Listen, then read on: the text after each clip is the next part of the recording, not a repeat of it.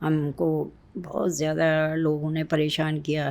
گھر خالی ہمارا بہت بڑا محل تھا، تو وہ ہندو سامنے سے بیٹھ کے ہم کو بندوقیں دکھاتے تھے.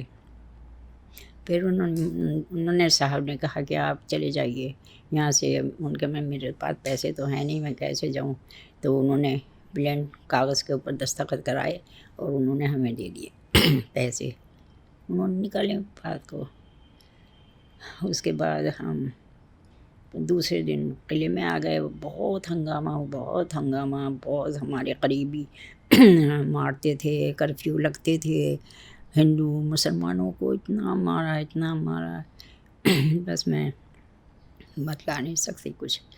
کہاں سے شروع کروں، کہاں ختم کروں کہانی، میری تو سمجھ سے باہر ہے. پھر اس کے بعد ان بچوں کے ساتھ، شوہروں کے ساتھ، عورتوں کے ساتھ جو سلوک ہوئے وہ بہت ظالم، بہت زیادہ تھے کہ جو آپ تصور بھی نہیں کر سکتی کہ کیا ہوا. بہت سی چیزیں تو میں نے اپنی آنکھوں سے دیکھی. جب میں قلعے میں آئی تو کچھ بھی نہیں تھا ہمارے پاس، صرف اپنے کپڑوں سے بھاگے تھے وہاں سے. تو کون سی وہ گورکھا، ان کے کسی انگریز نے کر کے دی تھی ہم لوگوں کو نکالنے کے لیے. گورکھا فورس تھی، اس میں ہم بیٹھے. میں، میری 2 نندیں، میرے 2 بچے. وہاں سے قلعہ تھا، پرانا قلعہ کہلاتا ہے، وہاں میدان میں بیٹھ گئے آ کے. ہمارے پاس کچھ نہیں تھا، کھانے کو نہیں، پہننے کو نہیں، کچھ نہیں تھا.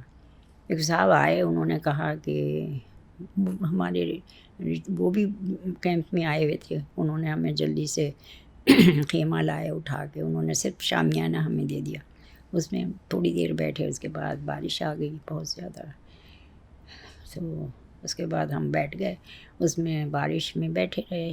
بچی رو رہی ہے کہ چھوٹی والی میری بڑی بچی، وہ کہہ رہی ہے میں تو انڈیا گیٹ جاؤں گی، رو رہی ہے.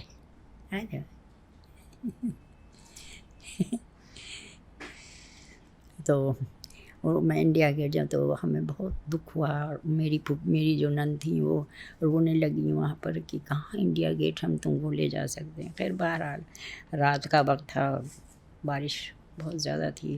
تو وہاں کسی کے شیتیریاں پڑی ہوئی تھیں لکڑی، وہ بچھا کے لوگ لیٹ رہے تھے. اس کے نیچے سے بھی پانی جا رہا تھا. میں نے کہا سارے دن کے تھکے ہوئے ہیں، معلوم نہیں کیسے کس کا تھا، مجھے معلوم نہیں. کوئی رضائی سی تھی، واللہ عالم ہماری تھی کس کی تھی. وہ میں نے جلدی سے اپنے مرزا صاحب کے اوپر ڈال دی. پھر صبح کو میرے تکلیف شروع ہو گئی. تو میرا بیٹا پیدا ہوا ہے قلعے میں، اسی کا نام لکھوایا میں نے. وہ ماشاء اللہ ہے، وہ پیدا ہوا تو 3 دن کے تھے وہاں. جب میں وہاں سے چلی تو نظام الدین کا اسٹیشن تھا وہاں جہاں پر رفیق جی آ رہے تھے. ہم کو وہاں سے بٹھا کے وہ جتنی بھی میری نندو تھیں اور میری ساس، میری نانی ساس تو ایسی ہی تھیں، بس ان کو کچھ پتہ نہیں تھا کہاں جا رہے ہیں. ان کو اٹھایا گود میں. ملازم آئے تھے ساتھ ہمارے 3 جو ہمارے ساتھ رہتے تھے. ان گود میں اٹھا کے ان کو گاڑی میں ڈال دیا. ٹرین چلنے لگی. میں بیچ میں کھڑی تھی بچے لیے ہوئے. تو کوئی اور صاحب آئے، انہوں نے کہا بھابھی آپ کہاں کھڑی ہیں؟ میں نے کہا معلوم نہیں وہ کہاں چلے گئے. وہ سب بیٹھ گئے گاڑی میں. میرے 2 بچے بھی، ایک پھپھی نے لے رکھا تھا، ایک پھپھی میں. تو میں نے گاڑی میں بیٹھ گئی، دوسری کسی گاڑی میں. اس میں انہوں نے جلدی سے اپنی بہن بٹھا دی کہ اکیلی ہیں. غرض یہ ہے کہ کچھ ہمارے یہاں رہتے تھے، ان کی بھی بہو تھی، ان کا بھی بچہ تھا. غرض یہ ہے کہ ہم لوگ لاہور میں یہاں والٹن پہ اترے.